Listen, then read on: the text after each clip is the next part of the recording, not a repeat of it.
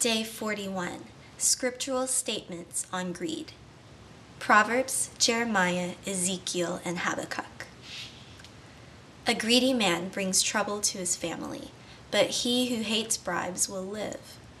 A greedy man stirs up dissension, but he who trusts in the Lord will prosper. By justice, a king gives a country stability, but one who is greedy for bribes tears it down. From the least to the greatest, all are greedy for gain. Prophets and priests alike, all practice deceit.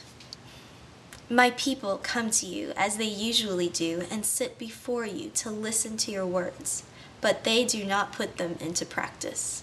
With their mouths they express devotion, but their hearts are greedy for unjust gain.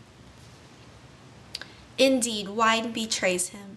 He is arrogant and never at rest, because he is as greedy as the grave, and like death is never satisfied. He gathers to himself all the nations and takes captive all the peoples.